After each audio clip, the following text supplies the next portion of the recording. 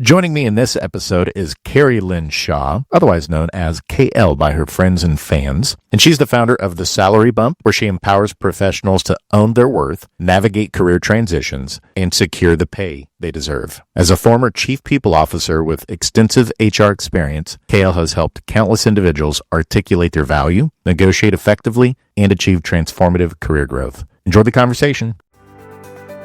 You're listening to Working Forward, a future of work focused podcast from People Forward Network. These episodes pave the road ahead, helping us confidently step into the future as a leader who moves people forward. After all, the best way to predict the future is to create it. Let's go. We've got another community podcast live, a Working Forward version, with the fabulous Carrie Lynn Shaw, or as all of her fans call her, KL Shaw. Is it okay if we all call you KL today? Call me KL, please.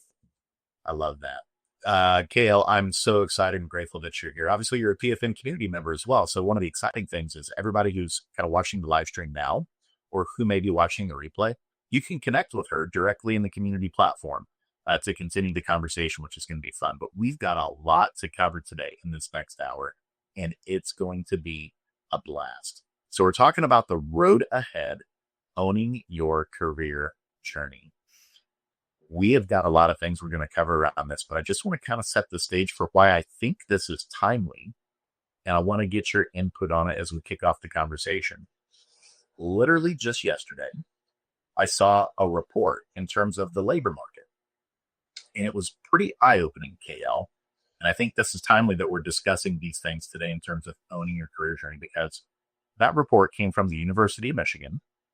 And it said 66% of U.S. consumers expect an increase in unemployment in the next 12 months.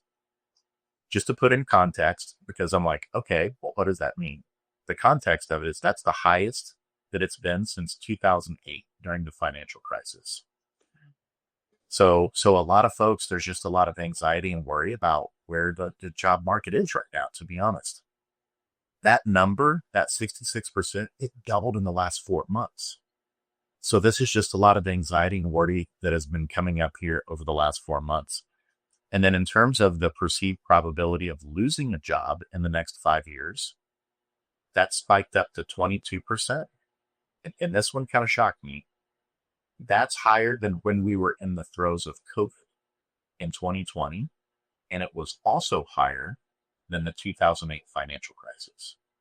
So we're going to be offering a lot of hope, a lot of optimism, a lot of solutions today on the episode, but I want to set the stage for why this conversation today with you and your expertise is so important, is because, just to put it frankly, we've got a lot of folks worried about their jobs and worried about what the future looks like in that respect. Would love your thoughts as we get started around some of those or any other data and research you're coming across in this area too. Yeah, so those are alarming stats. I tend to be the kind of person that I help my clients focus on the controllables. So obviously, if there is a nervousness around job or culture, or is this the right place for me? Does my boss like me? Am I motivated? Am I inspired? Am I really doing something that is powerful and impactful? The fear around taking that leap and trying something new or exiting or considering something different is really scary because of that uncertainty. But instead of worrying about the stats, what we really focus on and the most important thing is to say, okay, what can I control? Am I happy where I am? Am I fulfilled? And if I'm not, what are the action steps that I can take and get in the driver's seat to figure out my way forward? None of these stats are also very alarming to me. And I'm the kind of person that I don't need the stats to tell me that I want to live the life that I want to live. But if you think about it, never have we seen federal jobs get cut at this level. Some of the stuff that is happening is unprecedented. We have never seen anything like it. The uncertainty of the pandemic, of course, caused us all to freeze and panic. But the situation that is happening politically, what's happening from companies are all panicking because the tariffs are in place, and how are we going to survive? And the best thing that we can do is cut costs. So companies are looking at it from a brace ourselves, protect ourselves versus focusing also on what they can control. That's right. And figuring out, this is when you got to be figuring out how you create additional value in the market too. I like how you said, like, a lot of times it's looking only through cutting costs. And I understand there has to be a degree of that, but there's also opportunity. When there are problems and challenges, there's always opportunity if you can be smart about it and strategic and lean into your people to help you uncover and surface what that is and pull together a plan of how to create value in those things. So definitely we can see where, given kind of just some of the anxieties and worries around AI job displacement and things like that, you mentioned how a lot of the government work jobs have gone away. Owning your career journey is a really important thing and a really helpful thing for a lot of folks to be thinking about today. So we're going to be looking at this in a lot of different angles. And so let's start with this. I've heard you say this phrase many times, KL, and I love it. And that is, you are in the driver's seat of your career. And I think many people oftentimes think that the employer is in the driver's seat and just passively looking at, okay, tell me what the next thing is. I like this mindset shift that you give us of you are in the driver's seat of your career. So let's start to unpack that a bit. Help us understand what that means. Sure. So you might be in the driver's seat, but you haven't taken the wheel. You might be in the passenger seat, hoping that your boss is going to pull you or tap you, or a mentor is going to do something, or I shouldn't say anything, right? So you could be in the passenger seat, in the driver's seat, but if you haven't taken the wheel, you're still at the mercy of the system, the company, the uncertainty. So really getting in the driver's seat and taking the wheel is, I'm going to focus on what I can control. So I can either worry about AI, I can worry about the noise, I can worry about the news, I can worry about the gossip and the rumors happening inside the organization, I can worry about all of the things I'm reading about layoffs, or I can up my skills. I can go and figure out, okay, if AI is taking over, well, I'm going to learn everything I possibly can about AI. I'm going to add to my toolkit so that I become the person who actually helps us, implement it in a different way, or implement, how does AI help us in our role? So we can freeze and we can sit in the trunk or sit in the back, or we can say, you know what can I actually do about it that will help me move forward, help me grow, help me learn, and help the company? Because you said something really interesting, focus on impact. Focusing on the impact you can bring. Of course, the company has to figure out what is the impact that they can bring to the market. But you have to focus on the impact that you can control and that you can bring, and share that, because a lot of people are making an impact, but they're not telling anybody. They're just behind the scenes doing their thing. They're not talking to their boss proactively about their growth, about their impact, about their projects, things getting in their way, things going really well, targets. They're waiting for their boss to come to them and think everything is okay. So getting in the driver's seat is actually, no, like, I'm going to flip the script.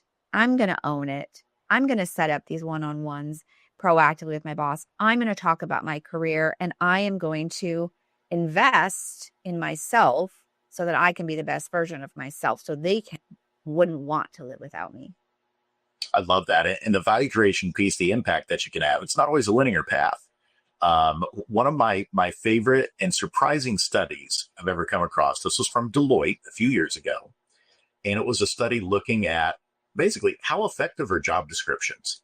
The way that we do job descriptions, how much do they really capture the value of what a person offers in their role or the work that they do? And here's what their analysis discovered.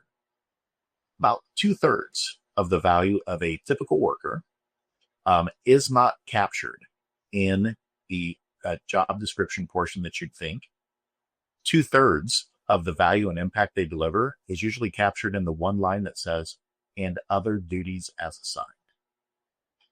And what you just shared there, I think, is a good reminder for people of, like, yes, you have to, there's certain things in your role that are priorities, that are clarity, that you have to focus on to drive value. Yeah. But there's going to be times where there's uncertainty, where there may be new problems or challenges that come up that maybe leadership's not even aware of yet. But because of your seat, because you've got a front row seat to what's going on around this, you can be the one that starts to problem solve, really understand what's going on, gather data, pull together a plan, and then show up like to your leaders to be like, hey, just want to make you aware, here's something we're starting to see in the market. And I started pulling together some ideas of how we might be able to help solve this or add additional value. Those kind of things, I think we have so many people that could do that, but it makes me wonder sometimes, what are the things, the obstacles, the blockers sometimes that prevent people from taking that step? What do you think that is? What are the blockers that maybe prevent them from taking the initiative on those types of things? Well, first of all, it's just such music to my ears. I love hearing this kind of approach of how you can make an impact and what you can bring to your leadership and to your company. The biggest block is fear.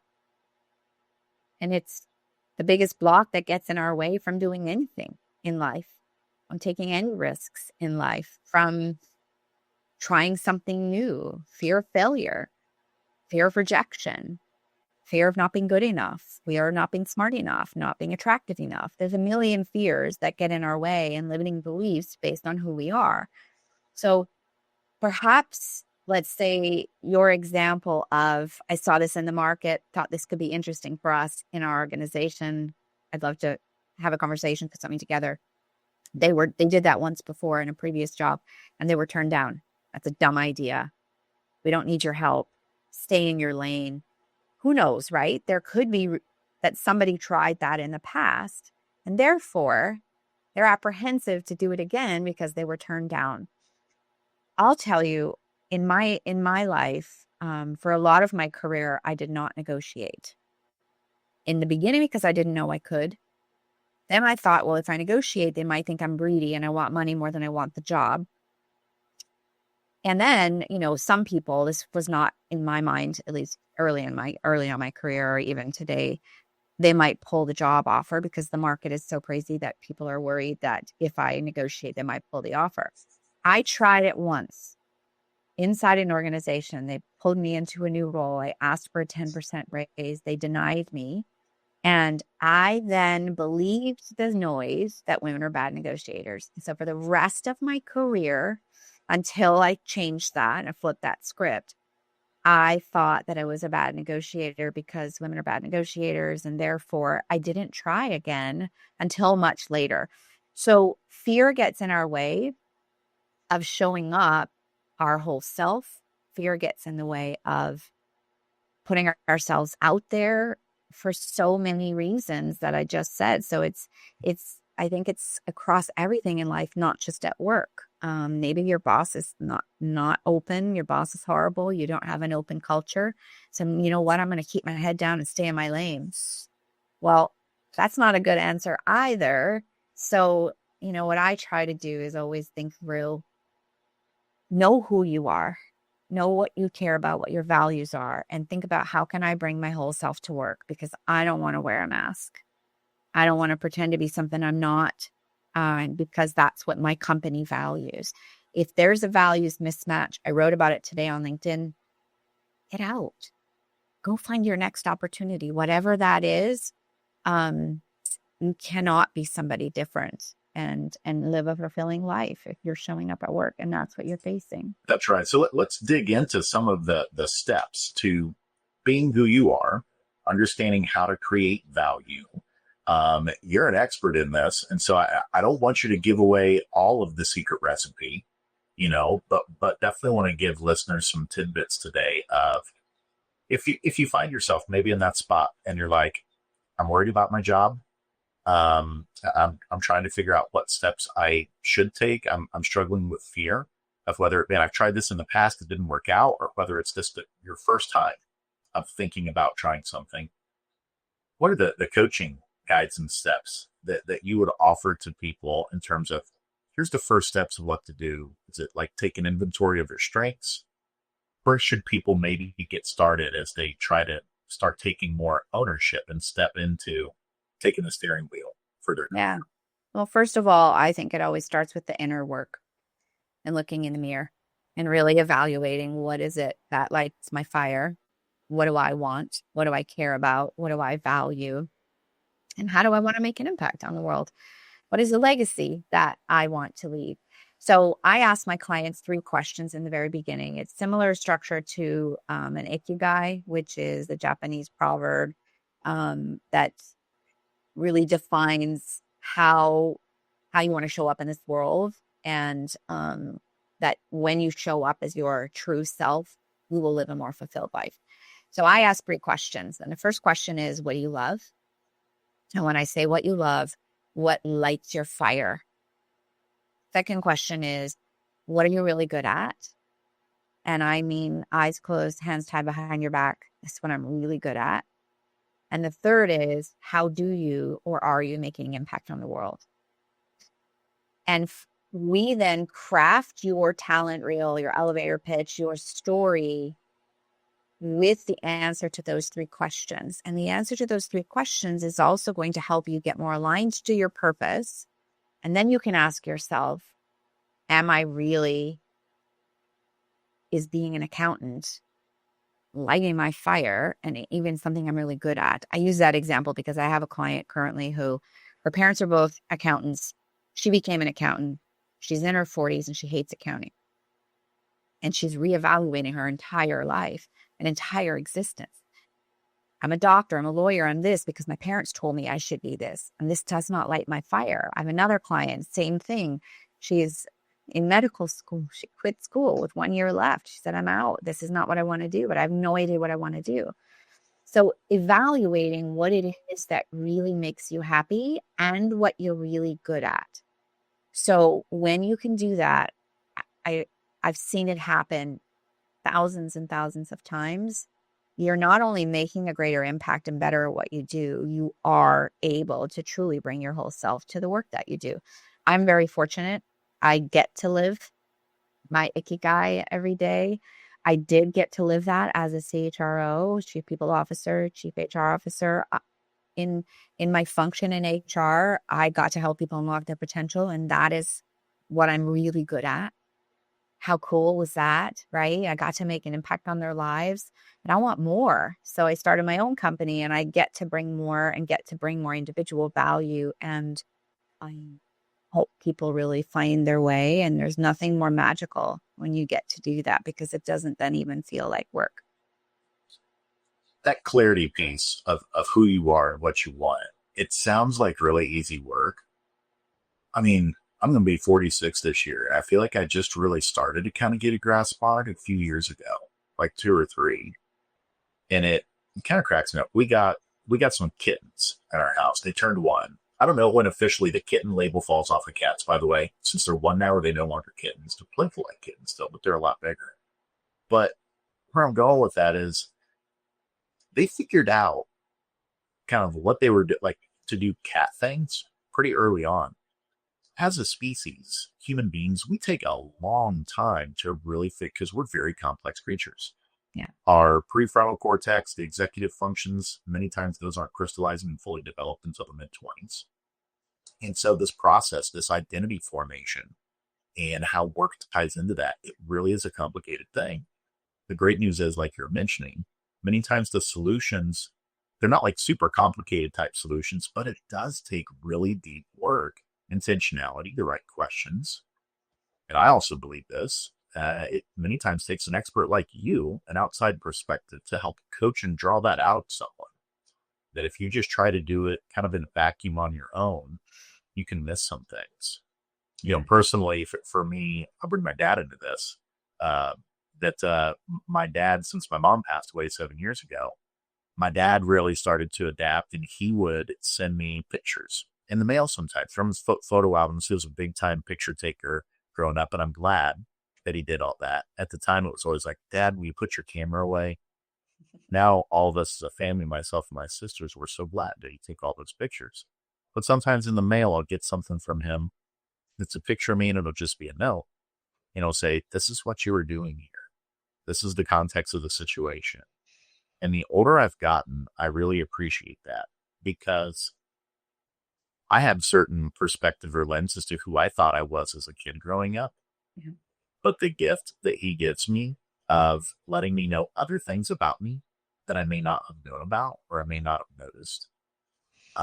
He offers that perspective, and I really love and adore him and appreciate him for speaking into my life like that. And I'm like, I think all of us need that throughout our lives, and people that can help challenge those limiting beliefs or surface and bring things that are visible through that coaching and mentorship that we may not be able to see in ourselves sometimes.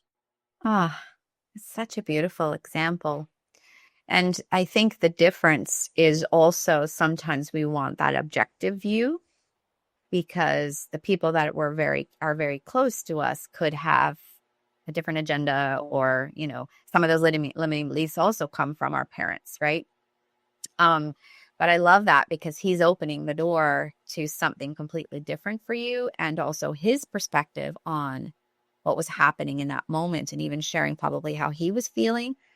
But it comes to this, what came up for me as you were talking is, I think what a lot of people miss in this process is they're in their head, not their heart. Mm. And so they're trying to look at it from a logic perspective, and a lot of the behaviors and a lot of the things that we do aren't logic. They're universal. They're spiritual. They're energetic. There's a lot of different things that are coming to us, coming at us, coming for us that we cannot rationalize. And I think sometimes when it comes to the work that we do, we look at it more from a rational perspective because it's a means to an end. It's 9 to 5. It's punch the clock. It's I have to pay my bills. And I think that what people may not realize is that there is a really beautiful way to blend head and heart and to actually truly be fulfilled. You don't have to just punch the clock. You don't have to do that because that was the debris that you bought. You can pivot that. And today's environment, you have so many incredible opportunities and side hustles. Jason, people are creating businesses out of nothing. I watched a video the other day, and it was a woman. She's like, yes, interviewing her on the street. What do you do? And she was wearing a knit crocheted frog hat. Because I crochet frog hats, and I made $17,000 last month. There are incredible things out there that people are doing and selling on Etsy and finding a way to truly show up and do something that they love. It is so possible today more than it's ever been possible. And, the idea, if you're not fulfilled in your job, what's a step you could take besides doing the inner work? If you already know you're an artist and you love this, you love music, create a side hustle. Create something that who knows, could actually grow or be built into something. I have a client right now who is working for a big consulting firm and has for most of her career, but she's a stylist. She wants to become a stylist. And so she's created a style company on the side and is going to find a way to transition that is until it's built to the level where she feels comfortable to exit. Then she's going to proactively exit with a package because I'm going to help her with that, because most people don't realize they can do that either. And now that gives her some additional runway from a financial perspective. So the opportunities are endless. And I think connecting your head and your heart and maybe getting a little bit more out of your head is an exercise that is a really worthy one. Yeah, the creator economy has really exploded. Even last year, the number of the data from the Bureau of Labor Statistics on the number of people who applied to start new businesses, it was a record year last year. In fact, I believe the number was around 40% increase from the previous year. Yeah.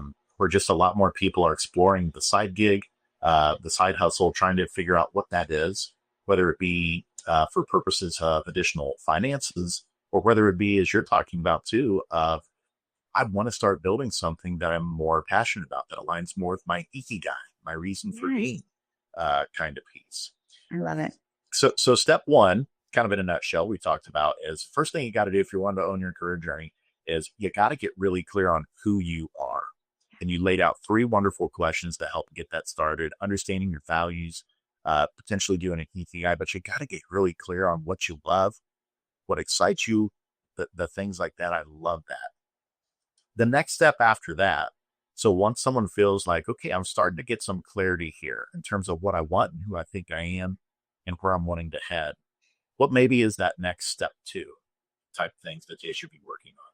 Yeah. So 80% of jobs are found via your network, Jason. So once you get clear on your story, that 90-second talent reel, 2-minute talent reel, it has to be short, sweet, compelling, and directly to the point, because you are going to repeat that talent reel and kiss as many frogs as you possibly can and share your story, and sharing to say, I don't know what's next for me, but I'm doing the work on trying to figure out who I really am and what I care about, or I've done the work.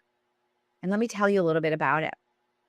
I know having these kinds of conversations are going to open doors and sparks are going to fly and things are going to happen as a result. And I cannot wait for the future.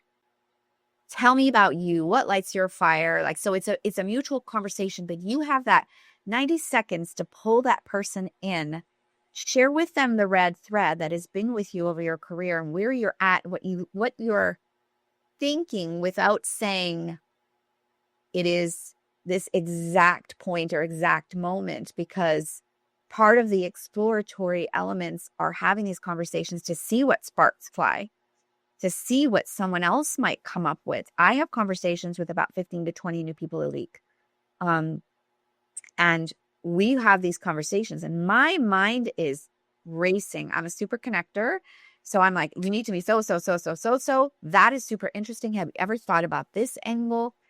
So having these conversations is the sweet spot that most people don't realize. And the fact is, instead of spending 80% of your time building, nurturing, fostering your network, instead people are spending 80% of their time on LinkedIn posting for jobs that are getting blocked through the ATS system. So I say this because I recognize also there are introverts, extroverts. There are people who don't love the networking aspect. I understand that, it can be a stretch for people.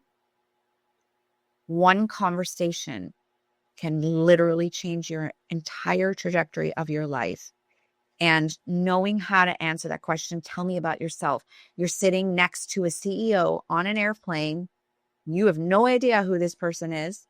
And he or she could totally change your life. But if you can't answer that question and you're not leading with curiosity, you're not asking them to tell me about you. Instead of always asking, what do you do? Change that to tell me about you and be ready to answer that question. And I'll tell you, the doors that will open will blow your mind. Absolutely blow your mind. You're preaching to the choir on this one. I embody absolutely. That's how it works, and that's how it should work. Is that the building the relationships piece, investing the time in the network. I'm shocked that you said it was 80%. I didn't think it'd be that high, but that 80% of those opportunities are surfaced from doing those kind of things. And I think that's a really important point that you bring up, Kale, because right now you're probably seeing, I'm sure a lot of the folks who are watching this live are seeing this. To get through the ATS stuff, I'm seeing so many reports of people that are now leaning into AI to freshen up resumes, cover letters, whatever it might be, and then using AI to then apply to 500, 1,000 jobs sometimes in a day. And it's like, what are we doing? That's a game that you don't want to end up playing.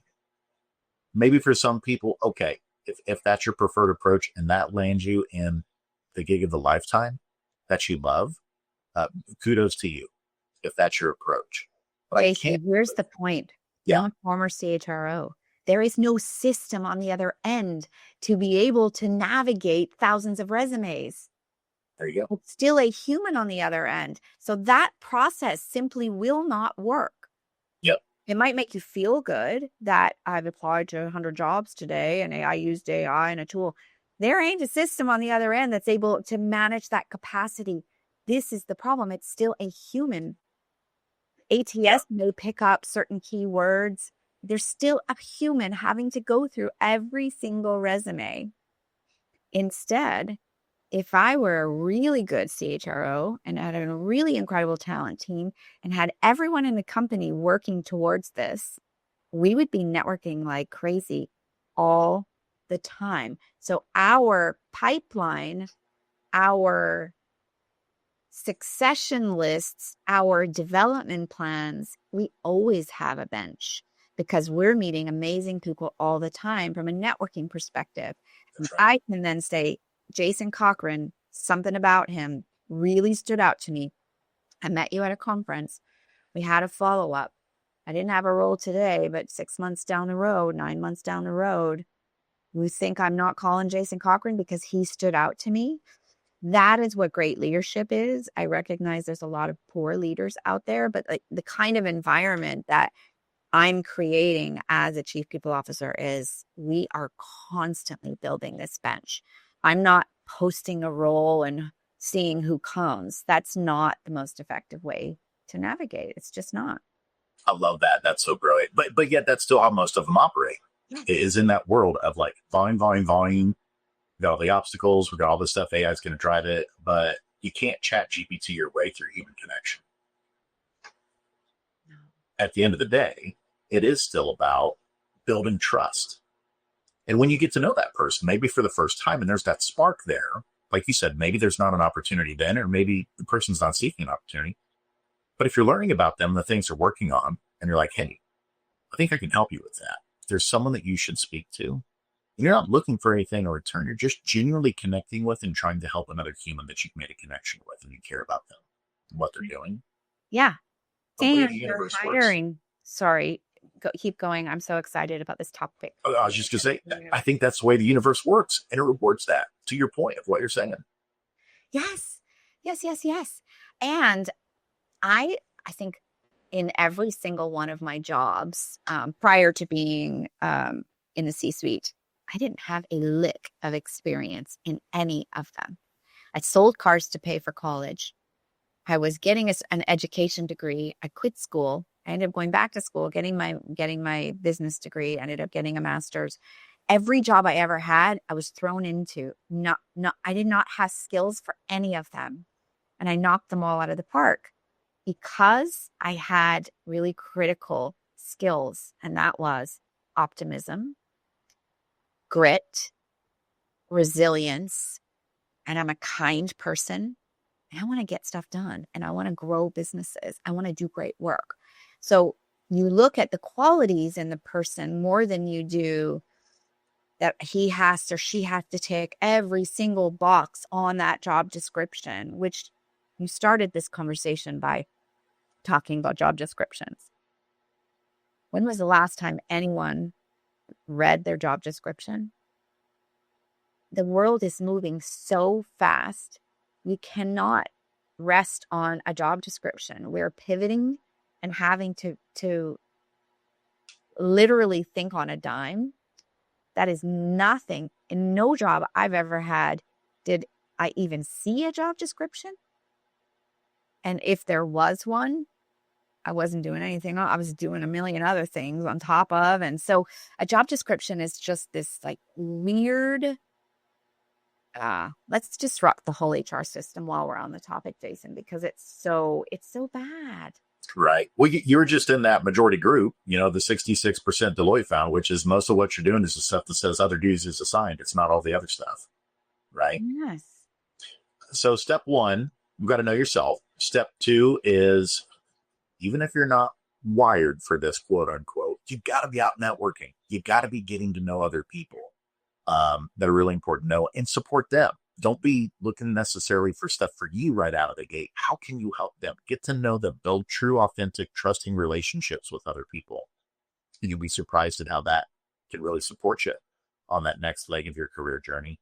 What might be that next step after those first two? Well, I mean, look, if you're thinking about your next move, you need to know how to tell your story and you need to know how to share your impact.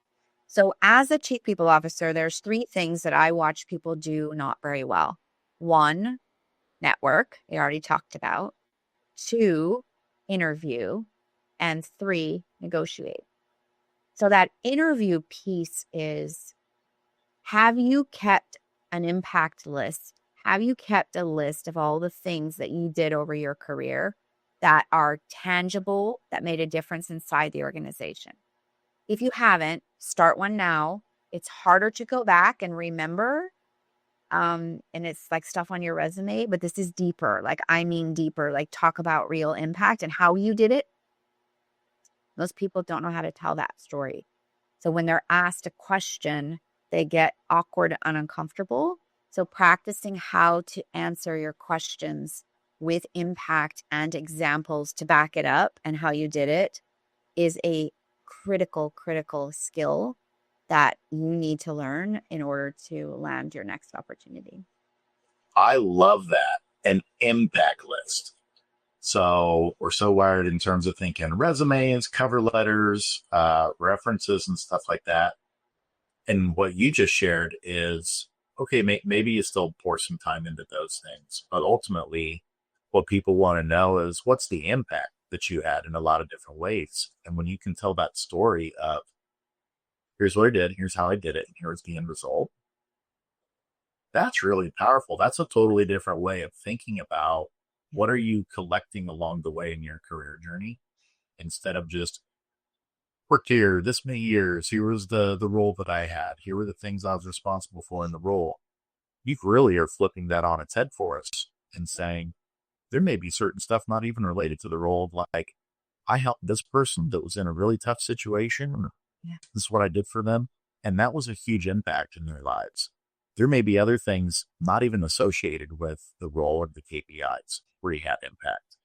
And keeping a log or a record of those over time, that is a really cool idea. I love Yeah. And you can also, I have a client who created it based on the STAR method. And he has allowed me. So when you're answering a question, it's quite old fashioned, actually. I mean, it's 30 years ago when I got into corporate. They used the STAR method, but when you're asked a question in an interview, you answer it with outlining the S is for situation, the T is for the task, the A is the action you took, and the R is the result. So in a way to formulate, because you can go down a rabbit hole and start telling a story that doesn't make any sense, and then you've lost the audience.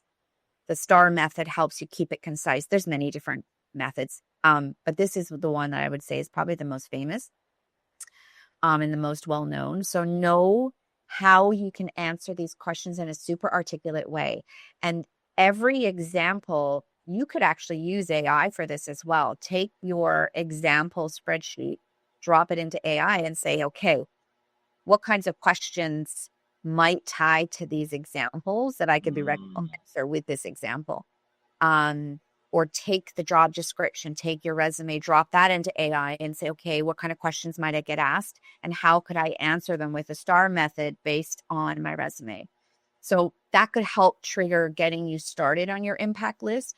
But I highly recommend you build it and you go back. Any of my early career clients, including my 22-year-old daughter who just graduated and landed her first job. Congratulations. Thank you. I've already walked her through building her impact list. That's cool. Because she's had internships. She works at a restaurant. She's had lots of customer client experience examples of when something went wrong and how she solved it.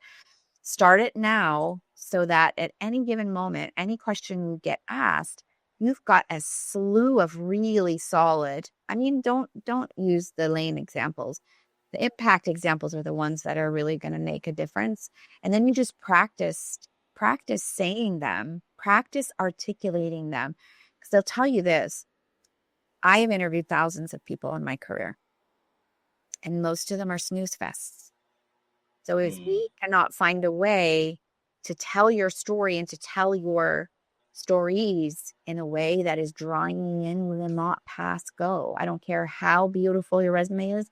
I don't care how perfect you are on paper. If you cannot connect with me, it's a fat no, unfortunately. But it's a critical skill that you have to learn. Critical to get promoted, to get a new job, just like learning how to to articulate and tell your story. It's beyond important.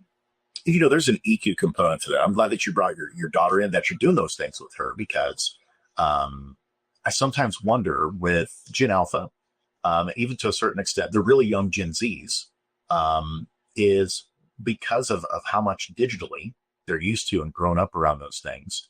Is there sometimes some cost to that in terms of EQ, in terms of human connection point, and that our job, I'm pointing at myself too, because I've got 11, 8-year-old and twins that are 4, is part of my job as a parent is I need to help fill in some of that gap where if they are more digitally advanced than I was as kids, there may be a cost that came with that, which means they may not have been out without digital devices, learning how to engage, being in unstructured play, conflict resolution, learning how to look someone in the eye and have a really deep conversation and ask thoughtful questions and connect in those human ways you're talking about.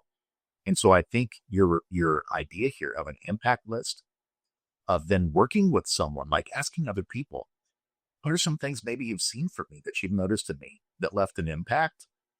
Like, I feel like those things are a great way to connect on a human level together, and also helps you practice as you're going through that process of how to connect then with an interviewer or, a recruiter or whoever might be doing the hiring of talent in an organization.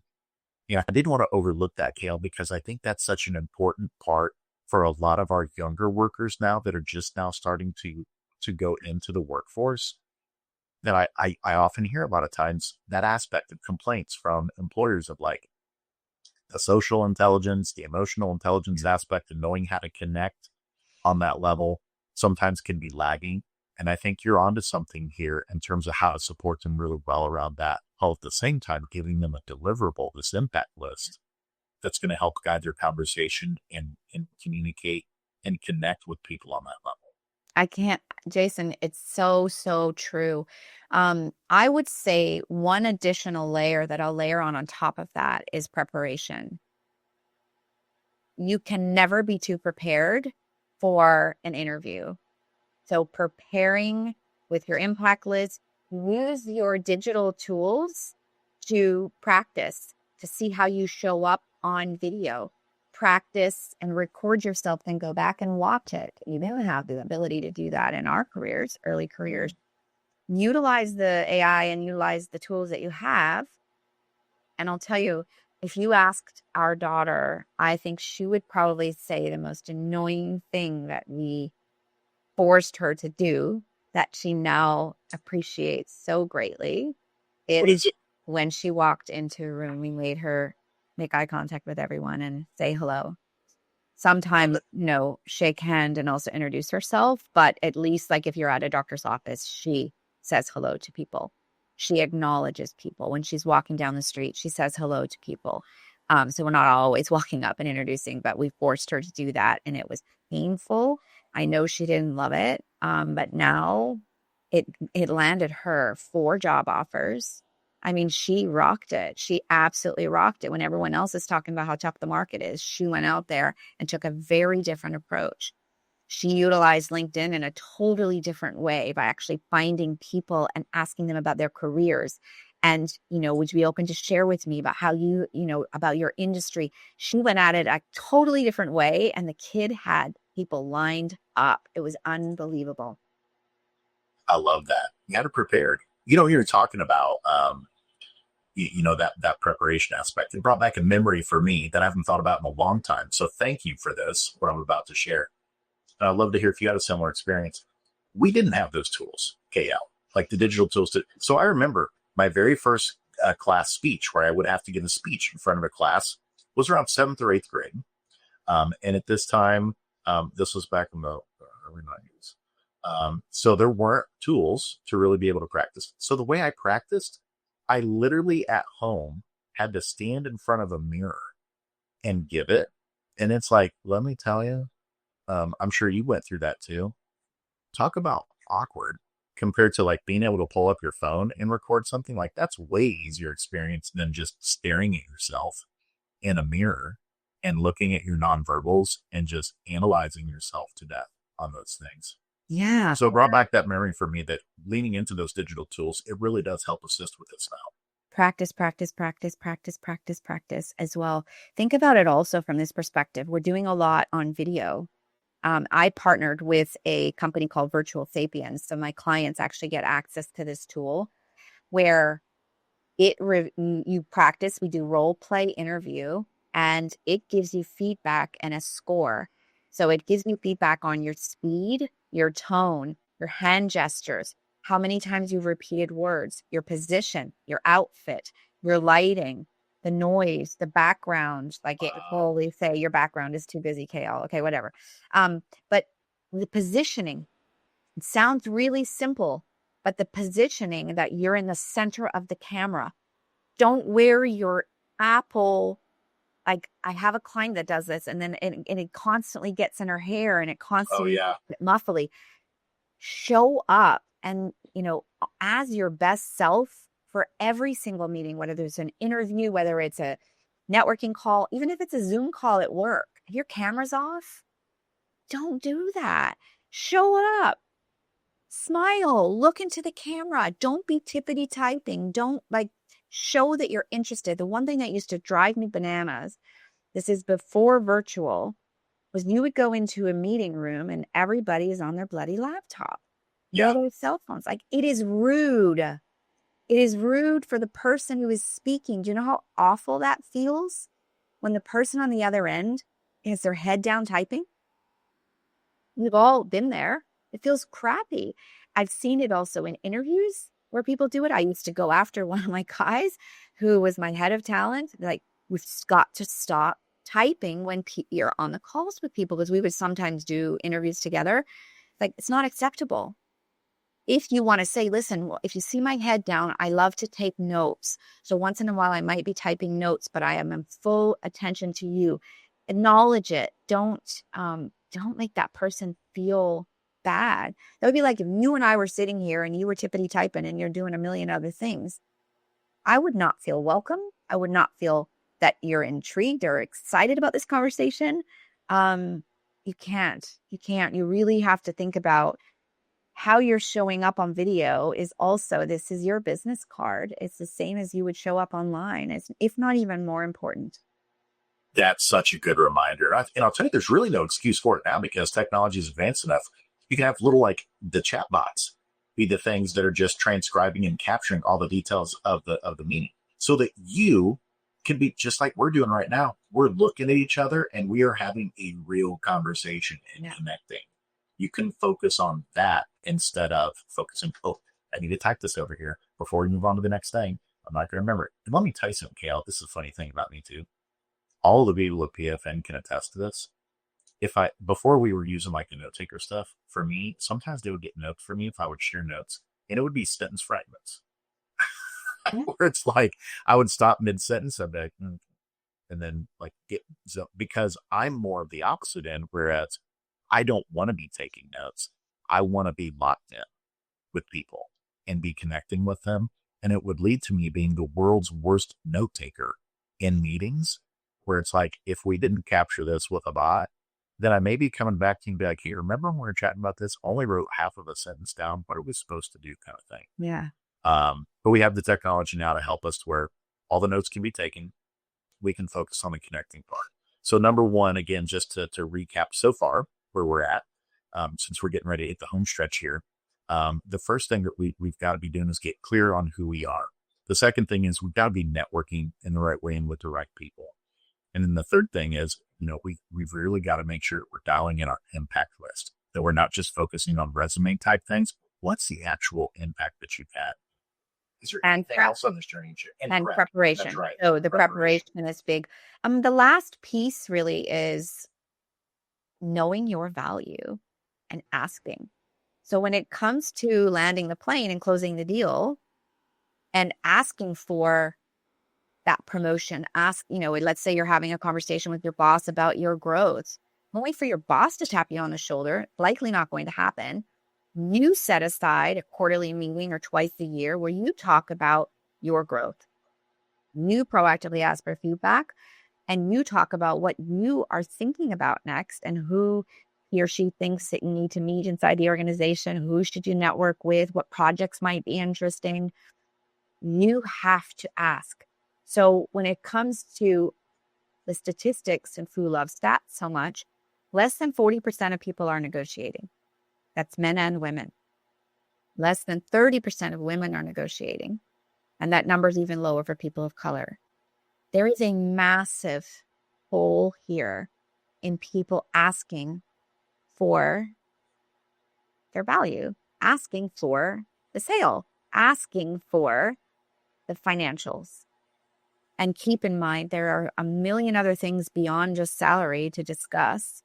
So people get backed into a corner by answering the question, what are your salary expectations? We're talking total comp. We're not talking just salary. Like there's so many things that people are leaving on the table. And the other stat that is extremely alarming is that we, by not negotiating, are leaving between $1 million and $1.5 million over our career. Why are you leaving that on the table? So that's an alarming statistic. That's really alarming. And we can close that gap simply by doing our prep work, doing our homework. What is the market paying? Knowing the value of this role, researching, asking, having bigger conversations around money. It's a conversation most people don't have. We don't go to a barbecue and say, hey, Jason, what do you make? But we should. We should.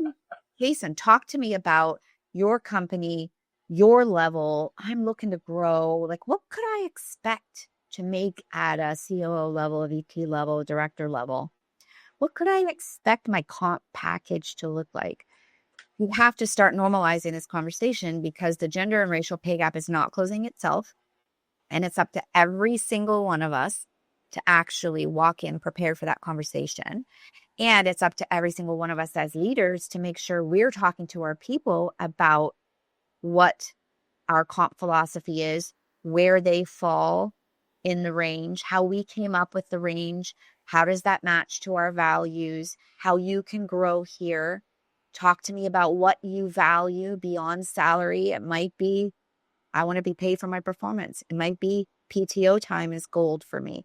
It might be personal development is gold. You as a leader are required to extract this from your people and set the stage. But every person has to get in the driver's seat and take the wheel on having those conversations, because I know they're not happening, that leaders are not having them on the regular. So walk into those conversations, be prepared, be curious, ask where you fall, ask them to walk you through the comp philosophy at the organization. Where do I fall against my peers? Am I in the mid-range? Am I at the low end, the high end? I want to grow my career, but I also want to grow financially. Can we talk about that? Let's talk about that. Change the conversation in this respect. It would be my last piece of really critical advice. I love that. Is there a component within there of kind of showing your return on investment? Like, this is why. Is that where kind of like the impact list of like, okay, I know what the market says. This is typically what this pays for. Should much work be put into demonstrating like your return on investment? That's or return on impact, maybe. Maybe we just create something new there. Return on impact. Yes. Not just investment. Yes and yes. So your impact list is, here's what I've proven, right? And so it's the timing of this conversation where you might just be coming off a huge project and you just got incredible feedback. The company just announced really good results. There's timing of this conversation to be really thoughtful about it. But the proof is in, here's what I've proven so far, but I got more to do. And I want to continue to grow. I don't want to stay where I am. I want to add more. I want to continue to grow. Talk to me about where you see me. Talk to me about, I'll share with you what I see, how I can potentially make a greater impact, where I still need to learn, things I still need to add to my toolkit. That is a really important conversation, because your impact list is really your look back. You know, the future is, here's where I think I can go from here with all of this. What are your thoughts? Who do I need to meet? What do I need to do to get there? What can you do for me? What do I need to do? I love that. That is so good. You've provided so much clarity today on this topic and given such great specific examples. Here's what I want to do really quick because we are coming up near the end, believe it or not. This has gone by so quickly. For those who are in the live stream with us, if you have any questions, I want you to drop those in the chat. And we'll get to those in just a minute. So any questions that you have that you want to cover as we get ready to wrap up, drop those in the chat. But before we get to that, I want to ask you a question, Gail, and that is there anything we haven't covered so far that you think we should? Oof, I think we covered a lot today. It's just a reminder to be really thoughtful of knowing who you are, and don't underestimate that you can't figure out where you're going if you don't know who you are. And do that inner work. It is some of the most powerful work that I've ever done. And to your point, I wish I had done it earlier in my life, because I would have had the tools to be able to pull as I continue to evolve.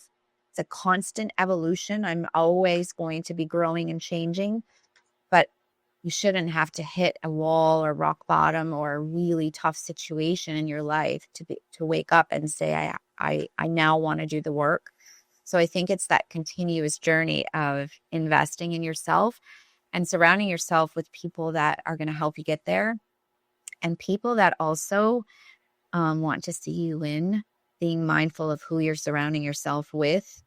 What's the saying that you are the result of the 5 people you spend the most time with? Who is sitting at your table? Who no longer should be sitting at your table? Who do you want sitting at your table? And how are they helping you elevate and grow? And how can you help them? I think everything you just talked about today, KL, should be part of the core curriculum for K through 12.